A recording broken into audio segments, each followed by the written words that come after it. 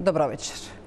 За мала, отворена и чувствителна економија на секој екстерен шок, 25-та за владата и за проектантите на незините очекувања и политики може делумно да биде година на задоволство. Ќе ја завршиме годината во која приближно некаде ќе бидат точни проекциите на владата за растот на бруто домашниот производ. Но тој веројатно не ги дава сите одговори на поважните прашања кои стојат зад главните пилари на приказната за нашата економија. Во прв план нема пресврт околу тоа што ќе го чини растот на бруто домашниот производ. Тоа и не би можело да биде коперникански пресврт за само една година. Но вреди да се разговара за напорот дека во таа структура што всушност го расте македонскиот бруто домашен производ, секако би сакале да видиме повеќе инвестиции, а помалку бројка во која тој раст најчесто го обележува потрошувачката. 25-та изгледа како релативно мирна година во која економските стратези, компаниите и владите во Европа, а ги споменувам нив затоа што македонската економија првенствено е поврзана со движењата на пазарот во Европа, трпеше екстерни шокови и по прв пат можеби ситуации во кои ги доведе американскиот претседател Доналд Трамп. Нашите клучни партнери половина година од оваа 25-та ја потрошија за да заклучат на што ќе завршат во трговската размена со Соединетите Американски држави. Тоа веројатно битно ги менуваше нивните планови, а се разбира кога плановите стануваат постегнати, тоа го чувствува и македонската економија и извоз која во преден план е врзана со германската економија. Така напрегнат буџет и прилично зависен од екстерни шокови, дома се разбери покрај годините на интензивно задолжување не може да покаже промена во која имале смисла сите тие задолжувања, па еве можеме да видиме приходна страна која доволно може да порасне за да покрива повеќе од фиксните трошоци на големата држава и да не го живееме оној филм да и ни требаат 600 милиони задолжување и буџетски дефицит и тие ќе бидат токму за капиталните инвестиции. Тоа што непријатната вест е што ова е првата година во која веројатно ќе заврши со толку ниско ниво на реализација на капиталните проекти. На денешен ден таа е само 60%. А беше најавата дека ќе видиме во тој поглед многу поангажирана оператива, дека ќе видиме подобро планирање и ќе ја завршиме со подобри бројки. Тоа што вознемирува е дека инфлацијата не успеа да стигне на прагот кој што беше проектиран за буџетот оваа година. Таа жилаво се бори и некаде ќе заврши со 3,9 или 4 за оваа година. И тоа не се единствените проблеми. Околу многу од работите се динамизираат, а недостасуваат одлуки кои се поврзани со сигурноста на работната сила, што правиме по тоа прашање, од каде ќе доаѓаат тие што би работеле, колку менуваме во образованието за да бидеме сигурни дека во следните фази ќе имаме доволно на располагање на пазарот на труд, квалификувани луѓе, што правиме со давачките, дали сме преоптеверени со парафискални давачки и дали имаат право македонските бизнисмени кога велат дека оптоварувањето на платата во Македонија е далеку повисоко од сите во регионот и тоа ги прави исклучително проблематични нивните позиции во кои кога сметаат што се е важно за бизнисот, несигурноста на енергетиката, прашањето на работната сила и цената на трудот, која се помалку зависи од продуктивноста, стануваат непробојната алка во која тешко се одлучуваат да направат исчекор или да ги дадат точните одговори. Каква 25-та во економски план поминавме и што таа може да препорача или да предупреди за веќе следната година, вечерва ќе разговарам со моите гости. Добро вечер. Овдека е Миле Бошков, извршен председател на Бизнис асоциацијата. Добро вечер. Добро вечер. Виктор Митевски, извршен директор на ЗМАј. Добро вечер, Виктор. И мојот колега Горан Теменугов. Добро вечер, новинар, Сега ова треба да додавам подкаст и се останат. Не, ја ќе спомнам во текот на разговорот, бидејќи многу економски теми обработувам пред се економски теми, па ќе кажам каде што кажале дел од гостите во мојот подкаст, ама нема да го најавиме сега. Добро. Прва пауза за реклами, па тргнуваме со анализата на 25.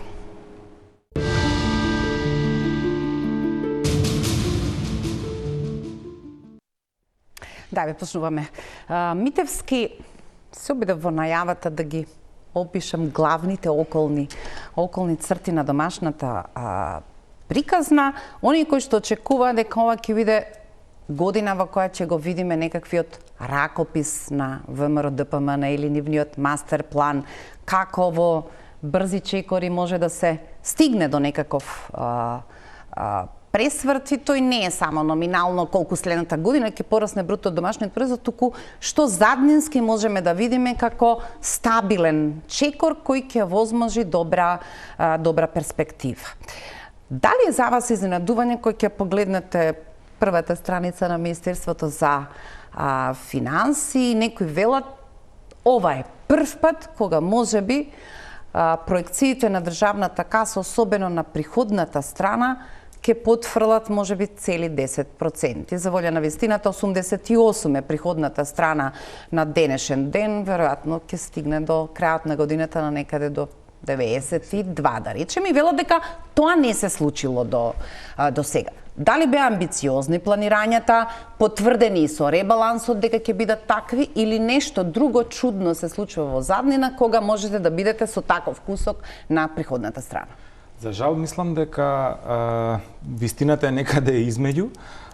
Прво, како и секоја претходна влада, и оваа влада, особено кога доаѓа на власт, има амбициозни планови, но по се изгледа оваа влада можеби се сопна на првите чекори, каде што покрај тоа што планираше така како што испланира и покрај нејзините напори да зголеми наплатата, гледаме дека бројките не го кажуваат тоа. Тоа зборува, ако мене ме прашувате, тоа зборува прво за недостаток и системски проблем на функционирање на системот.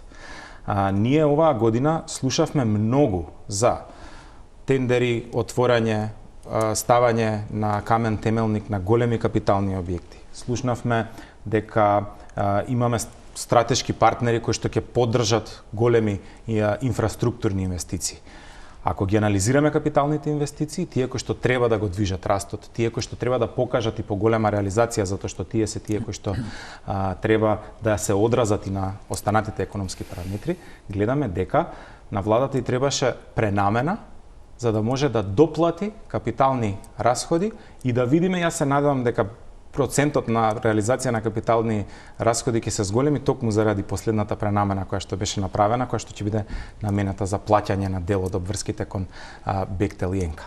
Тоа што загрижува е тоа дека тоа што најмногу беше критикувано како проект кој што може да и донесе лошо на економијата, на генерално на буџетот, на долгрок, денеска е тој кој што проект кој што ни покажува дека всушност ќе извлече капиталната страна на овој буџет. Зошто е можеби проблемот? Сите ќе кажат изборна година беше. Ние имавме 3 месеци застој. Не мислам дека овие избори беа такви, бидејќи беа горе-доле предодредени кој ќе биде победникот, но очигледно недостатокот на работна сила, недостатокот на квалификуван кадар, конечно се покажува и во јавниот сектор.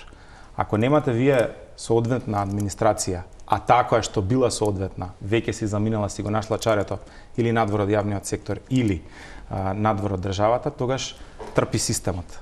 А тоа го гледаме преку бројките.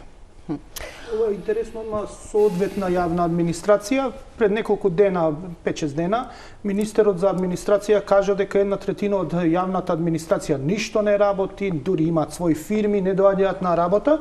И тоа би било убаво да го слушнеме, и го слушнавме и одма после преземањето на власта во летото 2024, кон крајот на 2024 го слушнавме прв пат тој податок, и се поставува прашањето зошто 365 дена после тоа истото го зборува тој министер. Зошто една третина некој трпи во оваа држава, ништо да не работи, да не доаѓа на работа, Би да зема можел плата? тоа да го зборува некој универзитетски Не, професор и да тоа вели и понатаму тоа не смее да го имаме зборува важно. политичар, туку тие една Ама министерот кој е третина ресорно надлежен за... треба таа третина да биде истерана од работа и да биде заменета или да ги натераш тие 2/3 што останале да работат и за да може да направат нешто во државата, односно да спроведат било каква економска политика. За жал гледаме дека во економските политики во оваа држава тешко се спроведуваат поради многу проблеми, но ќе зборуваме еве на пример за приходната страна ја начна, но еве да заќутам да не преземам ја да зборувам бидејќи мојата сопруга веднаш ќе ме кара затоа што одма сакам да кажам се во 3 секунди, но еве приходната страна да рече дека ти до 92% ќе стигне, ја верувам дека тука ќе биде горе долу, но капиталните расходи се некаде околу 430 милиони евра, што генерално ќе се подобрат со Бехтел и ЕНК. Сега мислам дека 2 милиарди денари треба да се префрлат, од прилика да се префрлат, значи ќе имаме зголемување на таа ставка, ќе стигнат некаде до 450 милиона можеби, и тоа е максимумот, историски е тоа што може Македонија. Толку е. Сега доаѓаме до приходната страна, што јас првично мислев дека намерно е проектирана повисоко за да буџетскиот дефицит да биде околу 4% од БДП, односно за да може да си се пуштат за трошењата расходната страна да си ја набилдаат и ќе си ги билдаат од друга страна и приходите, нереално ќе ги билдаат, да остане тој буџетски дефицит во некоја рамка прифатлива и за јавноста и за меѓународните финансиски институции и така натаму.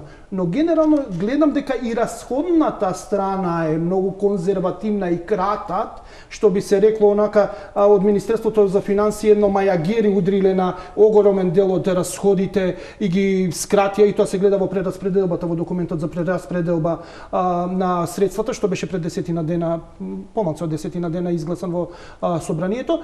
Исто конзервативно и не ги реализираат они расходите, што значи дека они не сакаат сега се уплаши од трошењето и не сакаат буџетскиот дефицит да го зголемат над планираното, што кажува малце дека се конзервативни, малце поуплашени според мене. Ма ние се однесуваме сега и зборуваме како да е тоа некаква филозофија во која на прво место го поставиле прашањето на одговорноста.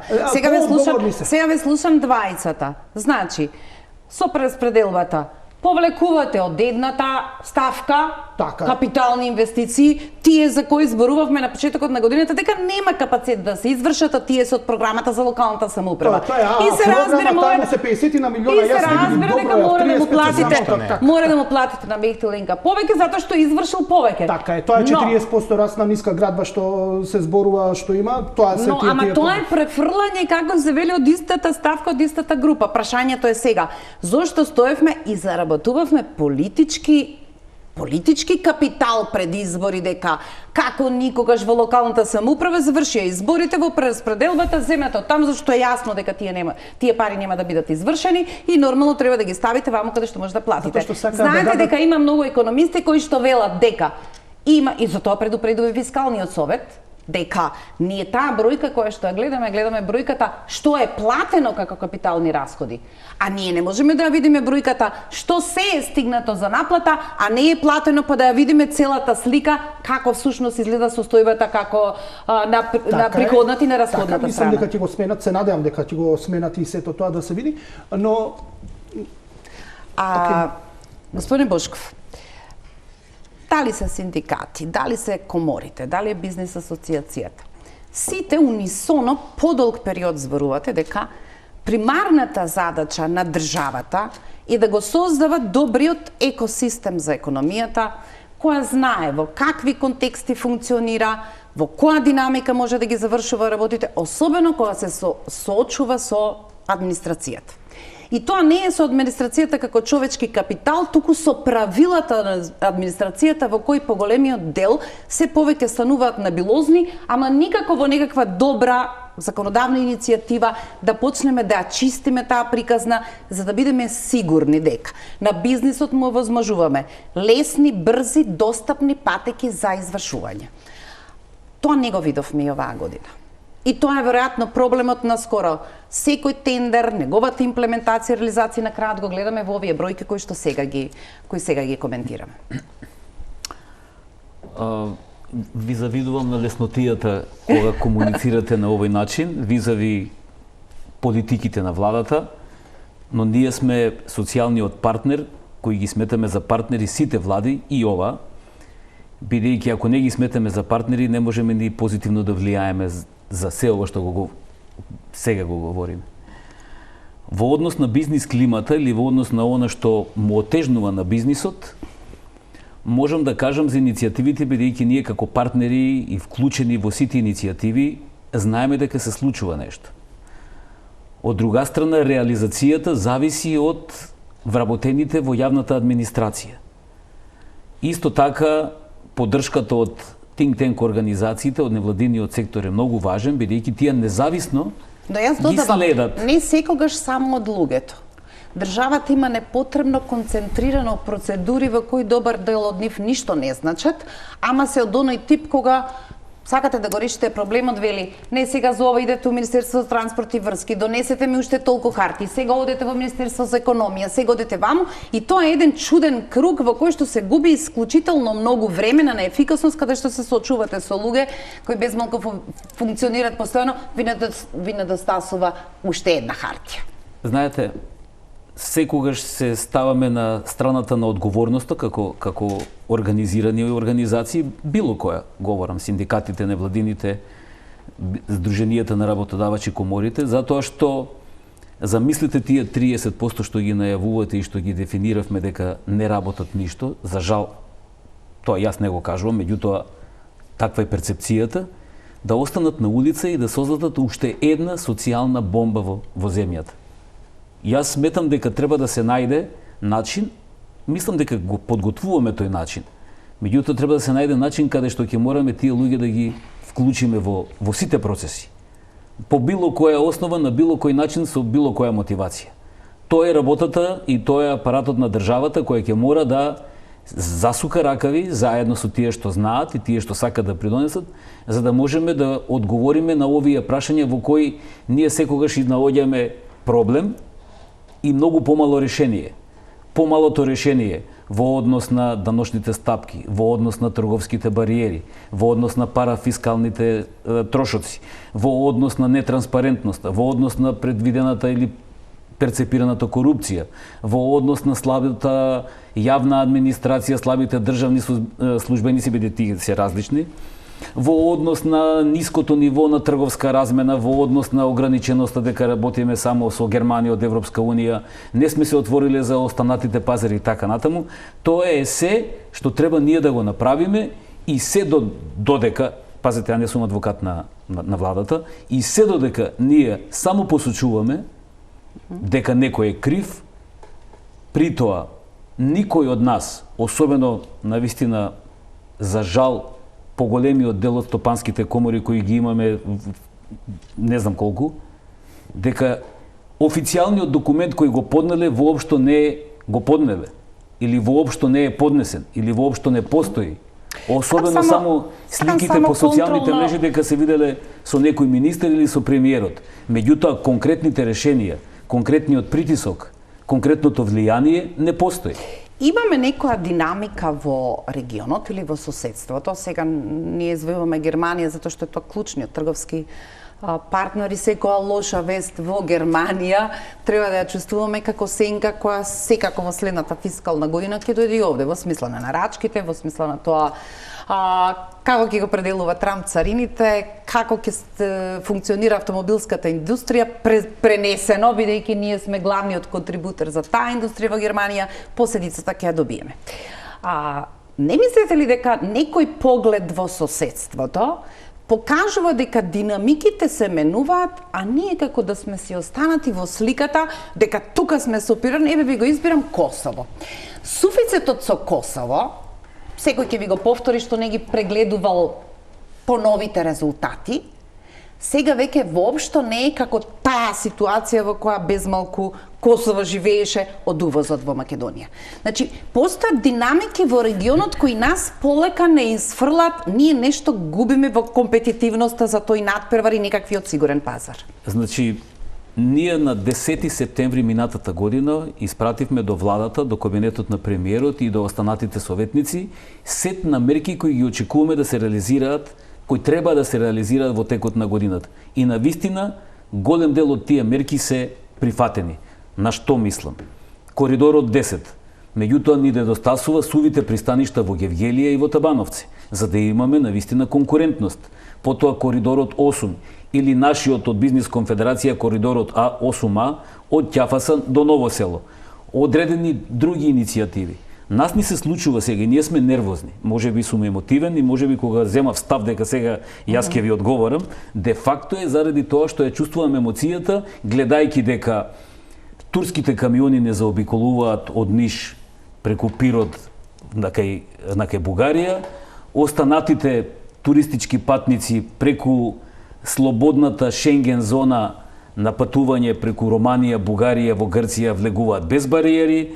Ние сме старомодни. Денеска инспекторот за труд кажа дека сме демоде. На вистина на една конференција денеска самите државни службеници кажуваат дека веќе чувствуваат дека сме демоде. Ние се уште не донесовме мерки, ги замоливме сите и претходни и сегашни дека сме демоде и дека сме досадни и за туристите кои поминуваат низ Македонија и за транспортот кој поминува низ Македонија со застанување 5 пати на патарините, во кои ни загадуваат животната средина и со кочење и со поаѓање на камионите и ја создаваат нервозата на чекање, бидејќи луѓето немаат време, идат напред или патуваат напред кон Европската унија и европските вредности. Ние мораме да се освестиме, да знаеме дека ако сакаме добро да пливаме во добро друштво, ние мораме да бидеме добро подготвени и да бидеме интересантни.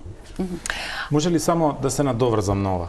Велите суви пристаништа. Тоа е нешто кое што на оваа земја веќе последниве 10 години го зборуваме како голем проект кој што треба да се случи.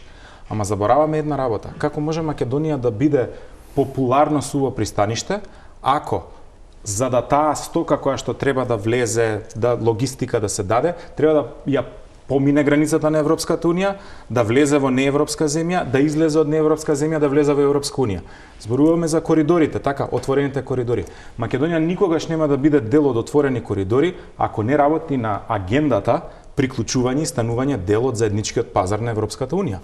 Значи, патарините сме ги зборувале многу често. Како форма. Да, ама чекањето на граница за да се влезе во нова царинска зона, која што е надвор од унијата. Имам едно само дополнително прашање, можеби ќе железницата да не збориме, нема. Можеби ќе користам ова формулација, вели Бусков, дури државните службеници велат, слушате да се разбереме, ние сме демоде.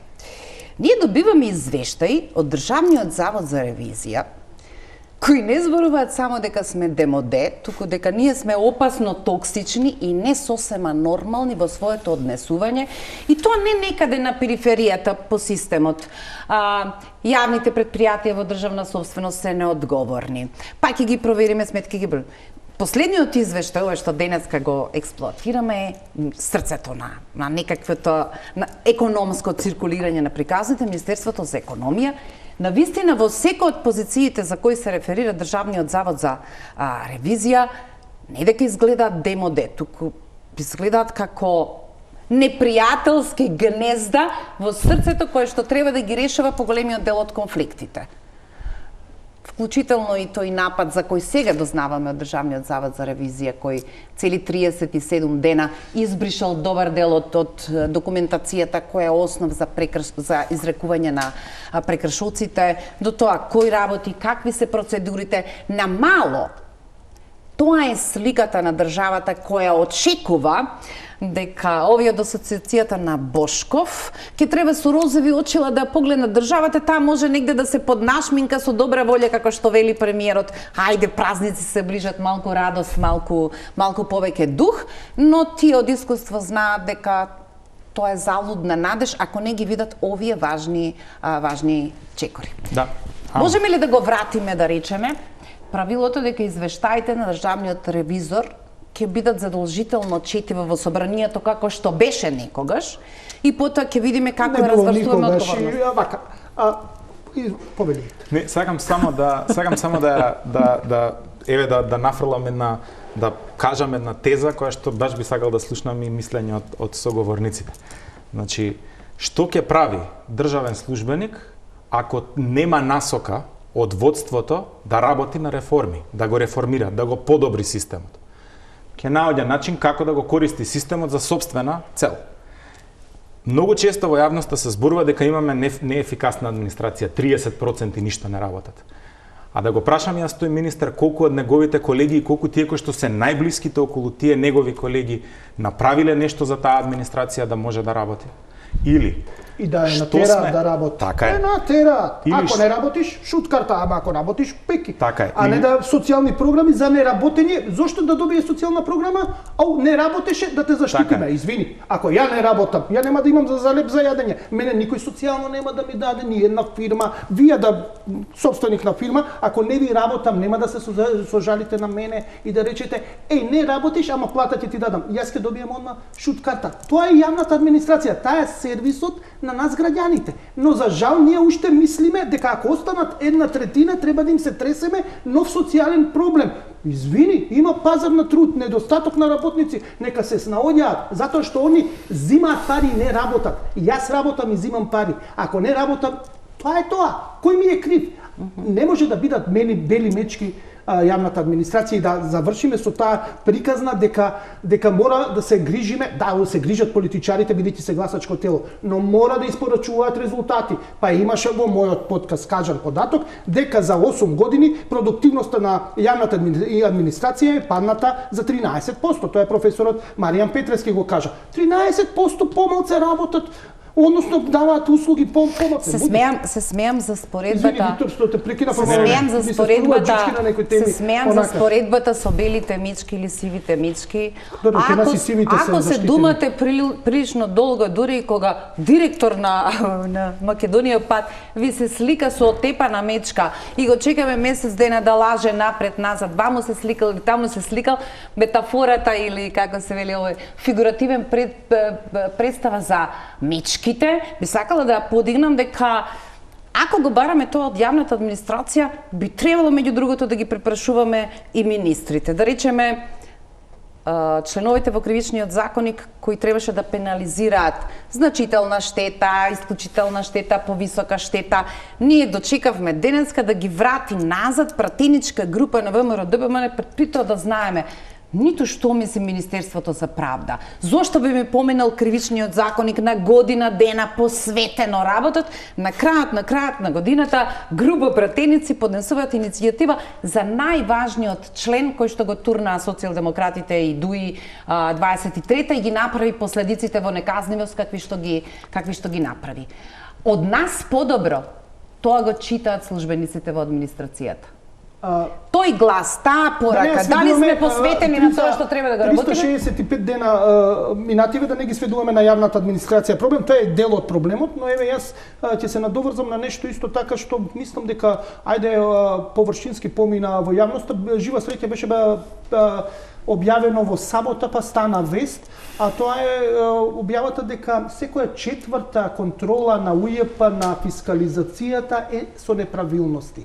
25% од прибирањето на данокот на додадена вредност, што е основен данок за полнење на буџетот, има неправилности. Тоа е сериозна бројка. Ние зборуваме за приходна ставка е во 88,41 во овој момент, односно со вчерашниот ден. Ние имаме сериозен проблем дека некој нешто во оваа држава прави некој криминал, има неправилности. И ние тоа ни поминува онака. Цела година, 365 дена. А дознавме и за манипулација со апаратчињева што се фискалните апарати, дознававме за спреги помеѓу инспектори и сопственици на така наречени дискотеки, тоа е случајот Кочани, каде што гледаме у суштина на површина испадна цел систем на корупција во јавната администрација. И ние тоа го гледаме како одвоено од бројките. Не, ова се бројките 92, тоа ќе биде супер ако го постигнеме. 25% 25% од данокот на ДДВ е под знак прашалник. Откриве неправилности, луѓе, тоа е основниот данок што се полни. И пазете, наплатата на ДДВ е солидна, односно иде идеално според она 83% беше за 10 месеци, тоа е идеално скоро собирање на данокот на ДДВ за првите 10 месеци од годината. Јас ги гледам извршувањето на буџетот, тоа се постатки. Тоа што е некакво потфрлање на кое се реферираше и фискалниот совет со прилично прашалници дека ова би требало да се истражи, пошто малку звучи не баш логично, се исплаќа бруто плата, во ред се придонесите пензиско и инвалидско, меѓутоа од тоа што требаше да биде прибрано од персоналецот, има потфрлање на некаде околу 8%. Сега, ако фискалниот совет вели дека треба дополнително читање, што всушност тоа значи, претпоставам дека ние не знаеме да одговориме формулата, и ако во потрага подговорите, некои велат, веројатно тоа се неплатените придонеси, но нешто работат со договори на дело, или можеби некои кои веќе... Тоа е новата работна сила, што ние е испод површината, што работи фриленсинг, например, со Америка, она што ги работат диспечери на камиони, што работат IT секторот исто така, што немаат у суштина допирни точки со нашиот економски систем, а овде имаат пари. Би требало да ги добиваат парите, и мислам дека тоа се оние што работат на бродови исто така, например по 6 месеци, што работат на туристички бродови или на нафтени платформи, имаме и такви наши сограѓани, и тие треба да платат, бидејќи тие се враќаат овде, треба, за да не плаќаат, треба да биде над 6 месеци надвор живеалиште, значи има некои процедури, тоа УЈП го има пропишано, се е законски во закона регулирано. Мислам дека тука има потврлањето, но може и да има и други. Јас не се согласувам со ова. Добро, повеќе. Јас не се согласувам затоа што мислам дека пред се потврлувањето е заради немањето на капацитет оваа држава соодветно да планира и да предвидува. Ние зборуваме за систем, а забораваме на работи кои што не се секси и интересни за јавноста. Значи ние како држава, како систем имаме многу слаби капацитети за планирање на приходи и расходи во реална бројка. Политика од секогаш било, сум бил дел од Министерството за финансии, секогаш имало... Виктор, фискалниот совет вели дека во однос на буџетот за следната година владата треба да биде пофалена затоа што се постави прилично конзервативно и се стегна од тие амбиции на почетокот на годината да изгледа раскошно како накитена елка, а потоа веќе со ребалансот да мора битно да коригира. Ама тоа е тоа за што ви зборувам. Тоа е тоа за што ви зборувам. Ние имаме фискални стратегии кои што ги менуваме во својата суштина. Ги носиме колку само проформа документ.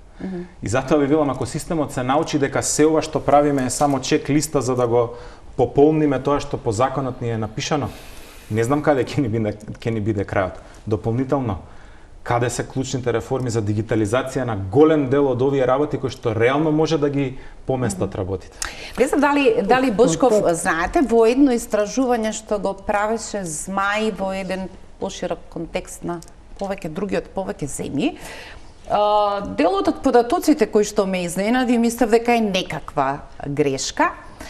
Поентирањето во однос на Македонија дека и покрај заблудата дека владата нешто прави и ќе предничи во приказната за дигитализација, дека македонската ситуација покажува дека во таа смисла повеќе такт, повеќе исчакор направил македонскиот бизнис отколку што направила јавната или големата држава.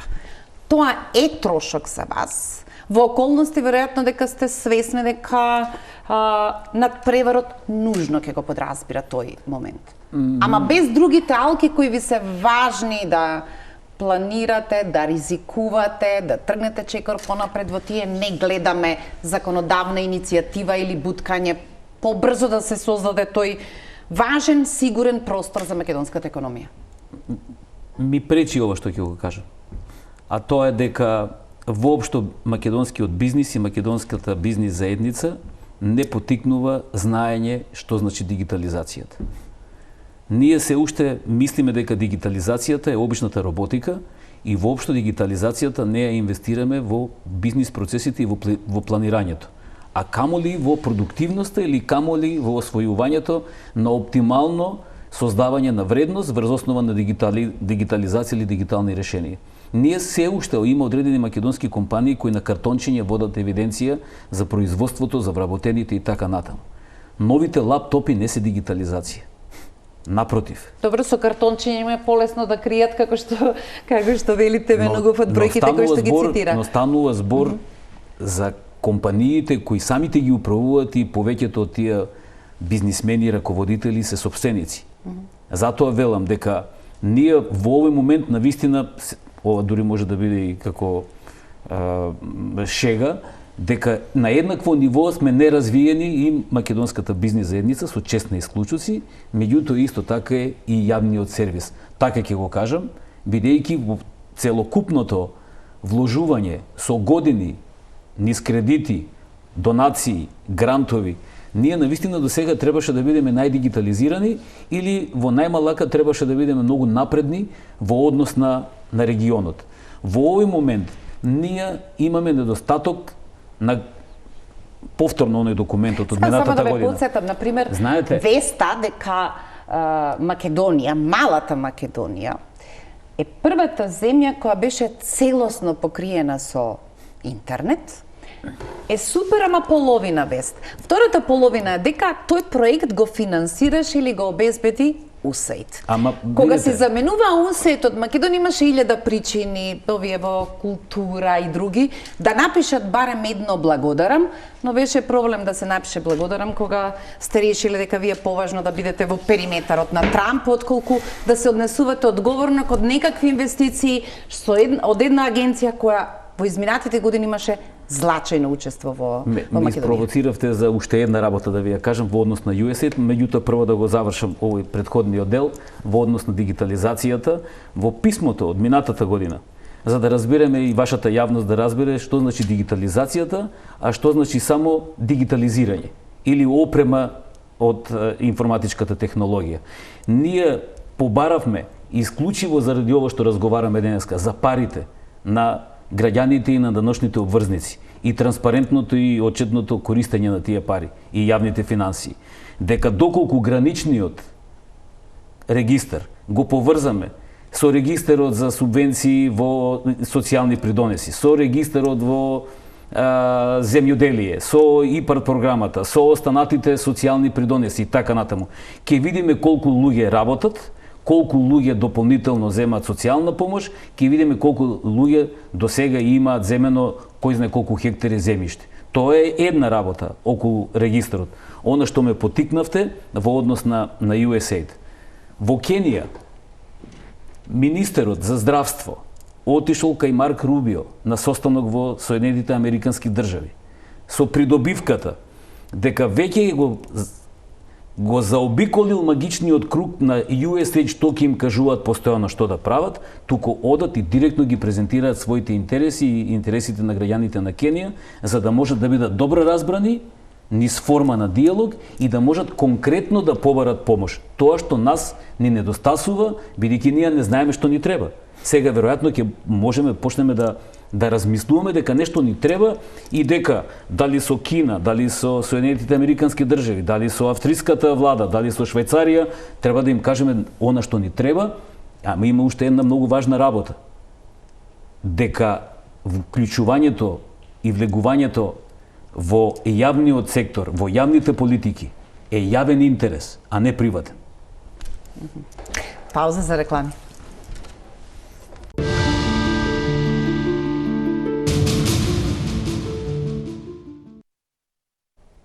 Теменугов се интересира на паузата, што е следното. Али кажи што ти одговори.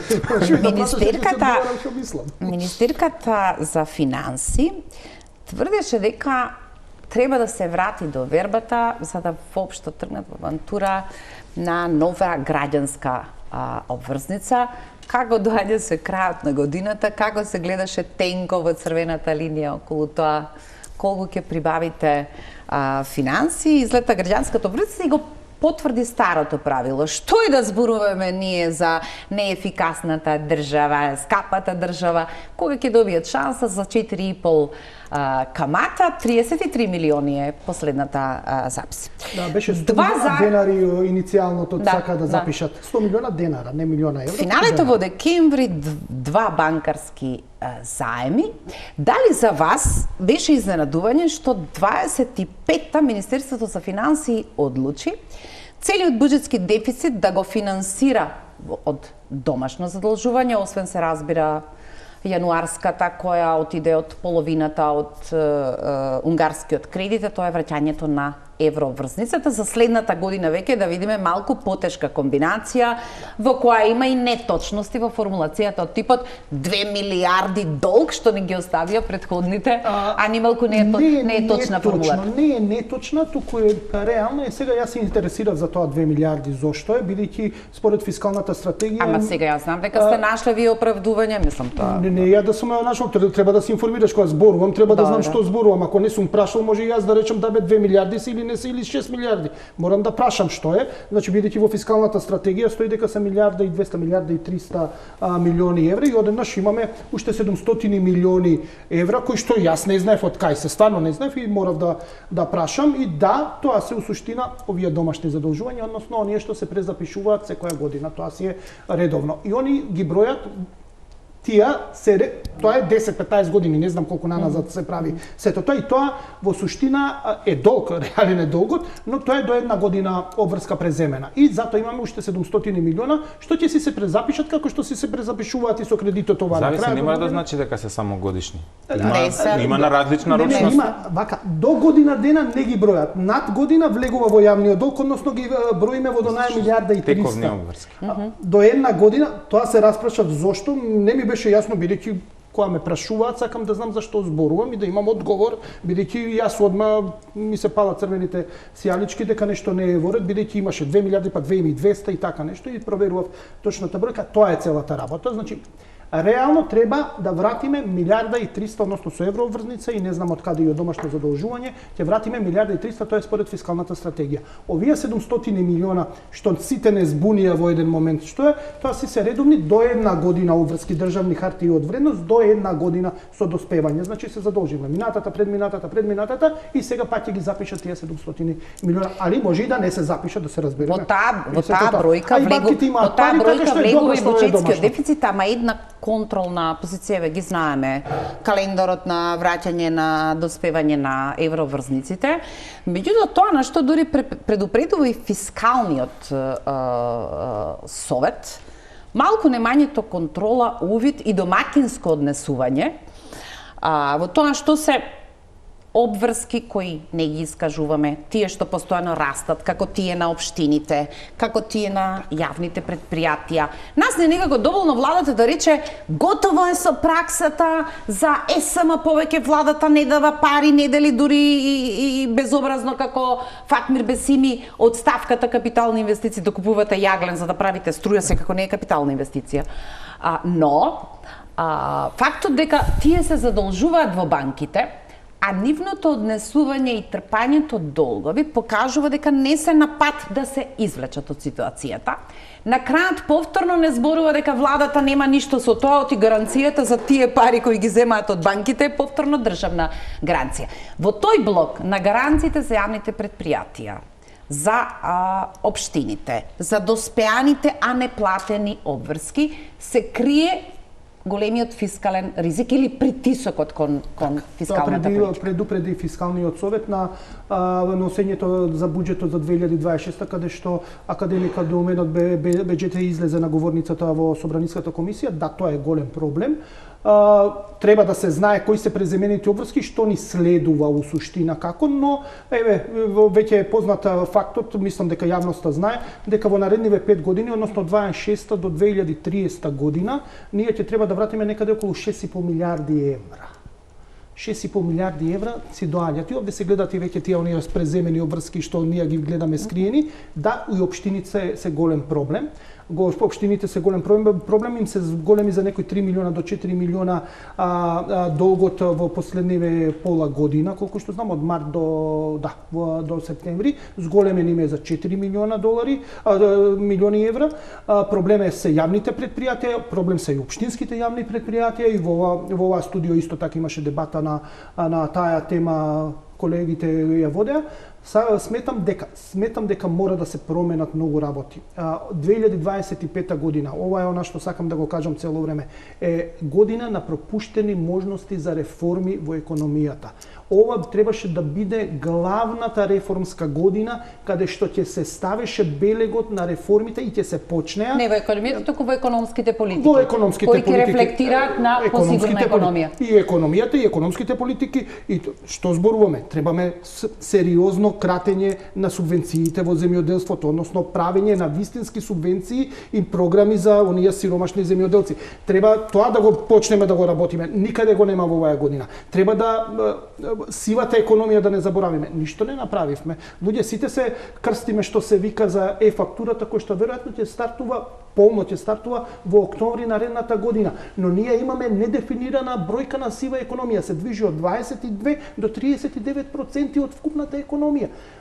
Тоа не е сузбиено, немаме сериозен наплив на реформски чекори кои што треба да се преземат на пазарот на трудот, на дигитализацијата, на проширување милиарда работи, многу храбро требаше да се влезе оваа 2025. Се пропушти за жал таа можност.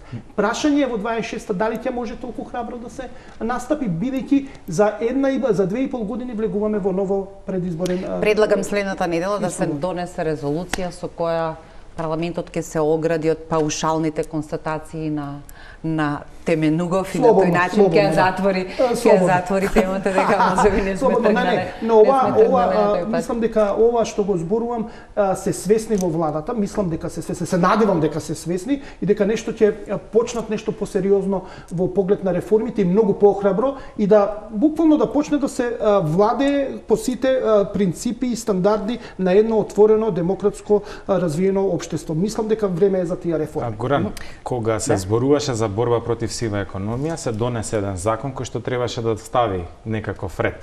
Намалување на кеш во економијата, кој што ќе придонесеше и за дигитализација, за следење. Тогаш тие кои што највеќе зборуваа против сивата економија, зборуваа истовремено против таквите мерки. Во тоа време имаше 3 ресори кои што имаат некакви стратегии за сузбивање со сива економија. Денеска ние имаме 3 ресори кои што опфаќаат дел од сивата економија, а реално не гледаме никакви конкретни чекори. И тоа е нешто кое што се одразува и на секојдневието во општеството. Не исплаќањето, не издавањето на фискални сметки, па тоа за мене е, мислам, најмал проблем во моментов ако ја видиме големата слика на сивата економија. Ама тоа покажува дека она што постоело сега не ни постои, значи сме го девалвирали и тоа што би имало некаков систем. Се враќаме повторно на тезата дека ова беше година кога требаше да правиме реформи, да јакнеме систем, а не да зборуваме и само да наоѓаме начини и изговори дека некој нешто не сакал, некој нешто сакал или дека немаме многу време, буквално сме 5 минути пред крај и од вас двајцата готов е под резолуција е.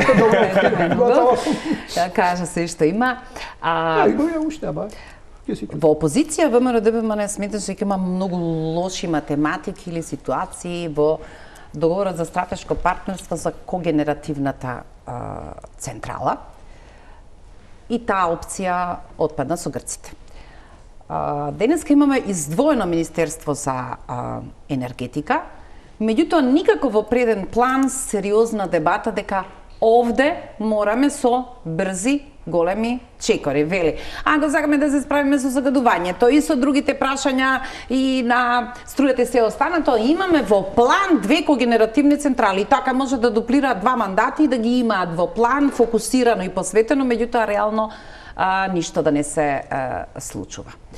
Тој втор важен круг на сигурност и за вашата конкуренција и за вашата конкурентност се работната сила која зборувавме, здравјето на човечкиот капитал и веројатно како третиот важен импакт тоа е сигурноста во смисла на енергенсите. Предпоставаме ќе заврши оваа криза која предизвика руската агресија и ќе се вратиме на нормалност во која ние повторно не сме нормални. Што во тие големи теми кои се во надлежност на една влада за која Теменугов вели го пропушта златното време за поставување на реформските патеки, за вас се 3 најважни работи кои мора да ги заврши? Во сите големи теми кои ги спомнавте, недостасува тема. Односно, бидејќи нема диалог. За жал, ние денеска упативме порака дека само 2 состанока на економско-социјалниот совет во текот на годината е недостаток на диалог. Од друга страна, недостаток... Тоа, простете, по прв пат знак за една толку скромна инклузивност, тие беа досетливи, рекоа па третиот партнер има проблем со легитимирањето, а тоа се синдикатите и така всушност ја замреа ова компетентна расправа која има своја форма во која што може да се разговараат овие важни теми. Може би ние со социјалните партнери, со синдикатите и со останатите стопански комори дојдовме до ситуација на тоа да видиме колку не можеме да разговараме. Меѓутоа сметаме дека најважен е диалогот, најважна е транспарентноста, без оглед на тоа што барем ние така сметаме дека владата смета преку генералниот секретаријат во однос на националната развојна стратегија дека има инклузивен диалог, во реформската агенда дека вклучува одредени експерти, во трудовата легислатива дека има посебни експерти кои навистина си ја знаат работата. Меѓутоа, во реалниот живот, на реалниот пазар, на пазарот на трудот, на пазарот на економијата, ни недостасува да бидеме слушнати за да можеме да рамо до рамо, нели? Независно. Да разговараме, готови сме, Бошков, за економијата. 1 минута, Виктор. Дали би си го вратиле секое видео за се што рековте во однос на големите приказни за британскиот инвестициски бум, кој што сега е на нивото на правиме ревизија, а имаме физибилити студија, депонирана е во Европска унија, ама еве овие излегле од Европска унија и сега барат друг стандард и ние ќе мораме да направиме ревизија. Тоа е тоа ради што чека се, имаме одбрано банка, имаме одбрано се и тоа е кругот на лажичка лаги и ќе видиме што ќе се случува следната година. Би го вратиле ли секој ваш настап и видео од се што да речеме јас точно помнам, што говоревте од првиот момент и што се случуваше до сега? Се уште стојам на тоа, мене ми е криво што наместо да зборуваме за економски теми поврзани со стратешкото партнерство со Велика Британија, ние понатаму трошиме за нешта кои што само ја замајуваат јавноста, го поместуваат фокусот и никој нема полза од таквите разговори. Само нешто да додадам 10 секунди околу енергетиката. Руско-украинската криза можеби ќе заврши, ама предизвиците на модерната економија нема нас да не чекаат.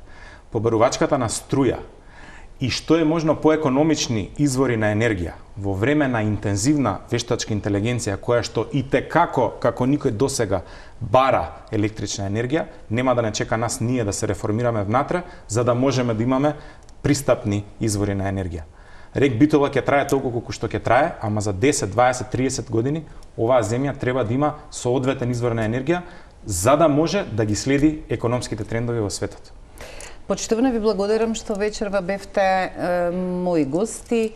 Можеме да одбереме секакви податоци, секакви аспекти, секој на свој начин расветлува по дел од парчињата кои се делумно од оваа диагноза на Теменугов. Како оди логиката? Кога сте инвазивни, кога сте отворени да повлечете потези, кога се примирувате затоа што некако мандатот ќе треба да ви оди на проверка, ама ова не функционира така за голема жал на Теменугов. Благодарам. Ќе видиме. Благодарам што вечерва не следевте, останете на Телва телевизија, колегите ги подготвуваат вестите за 21:30. Пријатно.